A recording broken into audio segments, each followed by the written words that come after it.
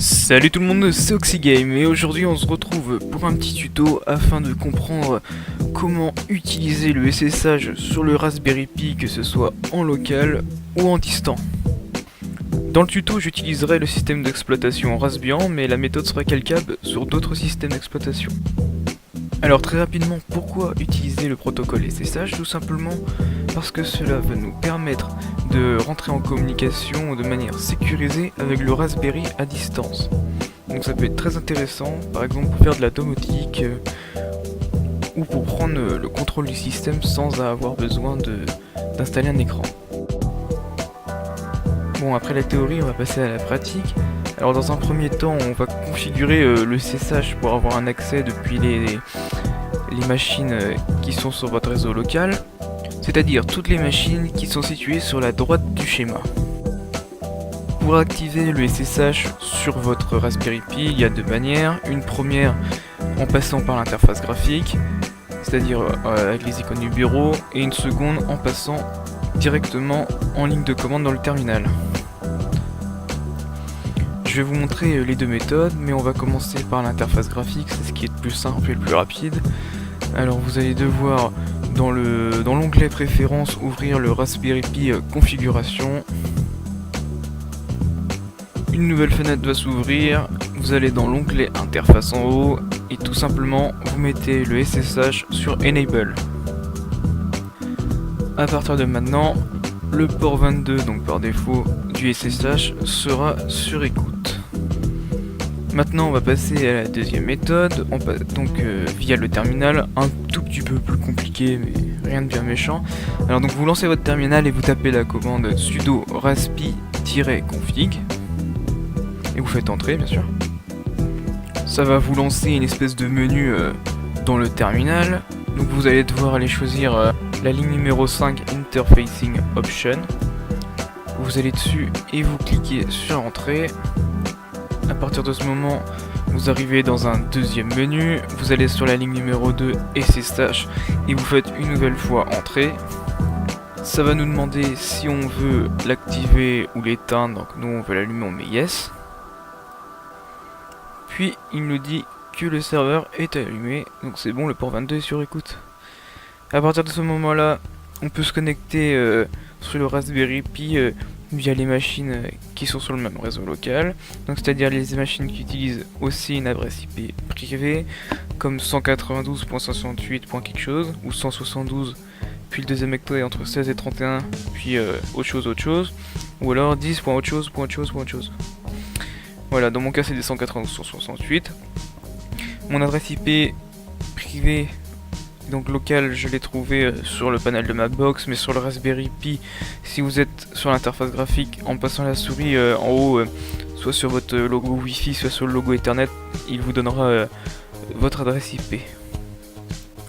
Pour tester si ça marche, vous pouvez utiliser Putty, donc c'est un client qui supporte le SSH et qui est disponible donc sur Windows, Linux et Mac. C'est pour ça que je vous propose, c'est une référence en termes de client. Bien que sur Linux vous pourrez directement le faire dans le terminal, mais au moins le tuto marche sur tous les systèmes d'exploitation. Donc pour ce faire, vous rentrez tout simplement dans la barre d'adresse l'adresse IP du Raspberry, vous mettez le port 22, vous cochez directement SSH, ça vous le mettra, et vous faites Open en bas. Ça va vous lancer une espèce de terminal.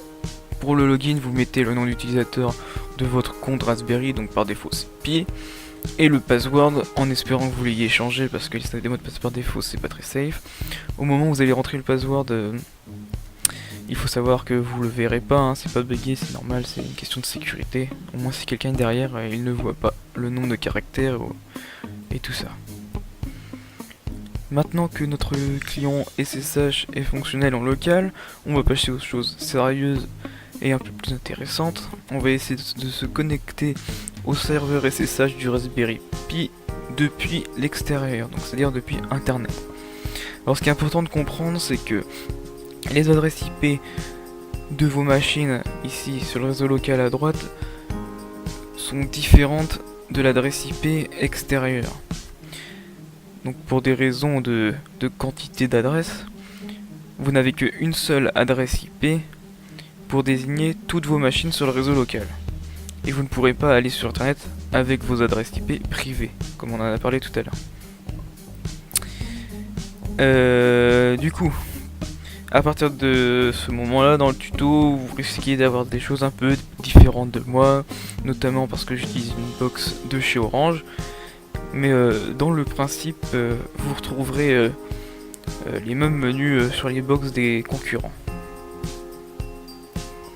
Bon, du coup, dans un premier temps, vous allez aller sur le panel de votre box. Donc pour les box Orange, c'est 192.168.0.1. Vous rentrez ça dans la barre d'adresse de votre navigateur. Pour les autres, je mettrai tout ça en description. Donc, logiquement, vous vous connectez. Par défaut, sur la box Orange, l'utilisateur c'est admin. Et le mot de passe, c'est les 8 premiers caractères du code de la box. Puis, vous accédez au menu configuration avancée. Puis vous pouvez accéder donc à l'onglet de configuration NatPat. Dans notre cas, ce sera du PAT puisqu'on essaye de se connecter depuis l'extérieur. C'est-à-dire que ce qu'on est en train de faire là, c'est qu'on va attribuer un port pour dire que quand je contacte ce port, il faut que tu me rediriges vers telle machine sur tel port. Du coup, pour ajouter une règle dans application service, vous allez cliquer sur le menu déroulant et vous allez choisir Secure Shell, donc c'est-à-dire c'est le SSH, ou bien s'il n'est plus disponible ou qu'il n'existe pas, vous faites nouveau, vous l'appelez comme vous voulez, SSH par exemple. En port interne, on va mettre 22, puisque dans notre cas, le serveur SSH du Raspberry Pi tourne sur le port 22. En port externe, vous allez choisir un port entre 1024 et 65535, ou tout simplement laisser le port 22 s'il n'y a pas d'autres machines qui utilisent le SSH. Donc, par exemple 5000 ici. Pour le protocole, on sélectionne TCP et appareil. Ici, du coup, il faut dire que c'est le Raspberry. Et enfin, vous faites enregistrer. Alors, comme je disais, dans le cas où vous auriez besoin d'avoir plusieurs accès SSH, donc sur différentes machines, par exemple un serveur SSH qui tournerait sur une machine, sur un ordinateur, et une machine SSH qui tournerait sur le Raspberry.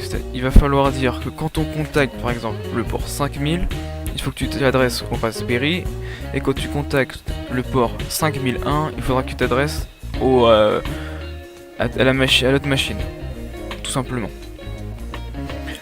Voilà, maintenant nous avons configuré l'accès distant. Pour le tester, il faut récupérer votre adresse IP publique. Donc par exemple en allant sur un site monip.org ou quelque chose comme ça, vous récupérez votre adresse IP, il vous la donnera.